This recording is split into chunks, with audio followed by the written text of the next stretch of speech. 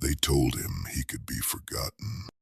They told him he could live a long life, peaceful, safe, ordinary, or he could burn bright, die young, and become a name the world would never escape. He didn't hesitate. Most men fear death. Achilles feared something worse, being nothing. That's what separates him from you, from most men, from almost everyone who has ever lived. You fear losing your life. He feared losing his meaning. They called him a demigod, the son of a goddess, blessed with strength, speed, and near invincibility. But that's not what made Achilles dangerous. His real power was his refusal to accept limits, even the limits set by the gods themselves. From the moment he was born, his fate was already written. His mother, Thetis, knew it. She tried to hide him from war, tried to protect him from destiny, tried to save him from the only thing he truly wanted, glory. Because she understood something Achilles didn't care about. Every great man is given a choice. Live long or live forever. Not in body, but in name. Achilles didn't want years. He wanted impact. He didn't want safety. He wanted immortality. Not the kind the gods hoard, but the kind earned in blood, fire, and memory. So when the call came,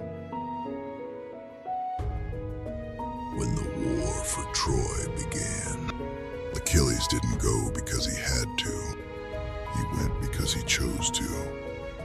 Because deep down he knew war is where ordinary men die and legends are born. And Achilles was not built to be ordinary. He was faster than fear, stronger than doubt, more ruthless than hesitation. But what made him unstoppable was something far more dangerous. He had nothing to lose. Think about that. A man who doesn't fear death cannot be controlled. A man who doesn't fear pain cannot be broken. A man who values legacy over life cannot be stopped. That's what Achilles became, not just a warrior, but a force. When he stepped onto the battlefield, it wasn't just another soldier entering war. It was a storm arriving. The Trojans didn't just fight a man. They faced inevitability. Steel shattered. Shields collapsed. Men ran, not from death, but from what death had become. Achilles didn't fight like others. He didn't hesitate. He didn't calculate. He didn't second guess. He knew, and that certainty made him terrifying. Because hesitation is weakness, doubt is death, and Achilles had neither. But here's what most people don't understand. Achilles wasn't fearless. He was focused. There's a difference. Fear still existed. Pain still existed. Death still waited. But none of it mattered, because he had already decided who he was. And once a man decides that, the world has no power over him. That's the real lesson of Achilles. Not strength, not speed, not divine blood, clarity. He knew what he wanted.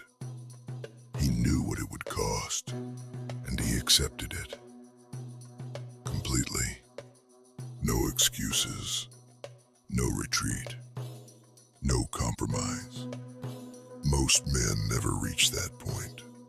They live in hesitation, in doubt, in endless negotiation with themselves. I'll start tomorrow. I'll try later. I'll see how it goes. Achilles never said that. For him, it was simple. All in or nothing. And that's why he clashed with the gods. Not because he was stronger than them, but because he refused to submit to them. The gods demanded obedience. Achilles demanded meaning. The gods played with fate. Achilles tried to own it, and that made him dangerous, even to the divine, because the most terrifying thing in existence is not a powerful man. It's a man who refuses to be controlled by fear, by fate, or by gods. But power always comes with a cost, and Achilles was about to learn that. Because the same fire that makes a man legendary can also destroy him. His pride grew, his anger sharpened, his identity became tied to one thing: victory. And when that victory was threatened, everything began to crack. Because even gods have limits, and Achilles was still human. This is where most men break, not in battle, but in ego, not in pain, but in pride.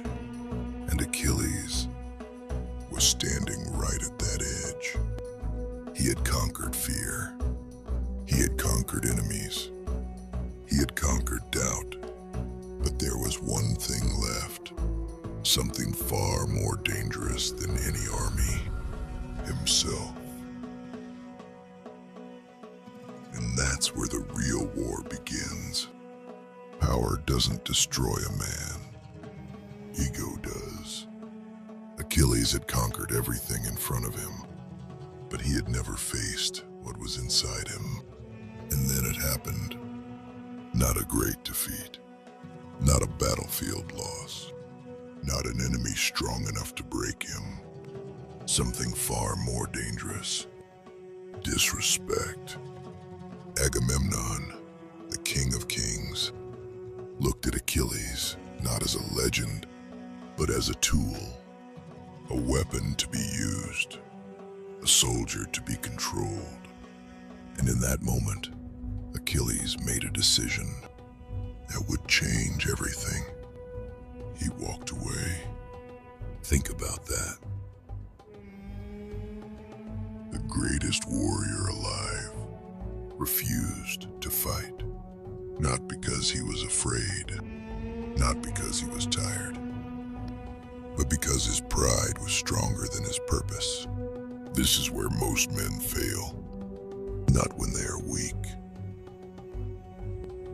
but when they become strong enough to believe they no longer need to bend. Achilles didn't just leave the battlefield. He left his destiny waiting. And war does not wait. Men died. Armies fell. The Greeks began to lose. All because the one man who could turn the tide chose himself over everything else. This is the dark truth about power. When you become great, you are no longer fighting for yourself. You carry more than your own ambition. You carry consequences. And when you let ego take control, those consequences bleed. So what does Achilles teach you? Not how to fight. Not how to win. But how to choose. Because every man is offered the same question. Will you live safe and disappear? Or will you burn and be remembered? Achilles made his choice, and the world still speaks his name. The gods did not make him immortal. He became immortal by refusing to live like a man.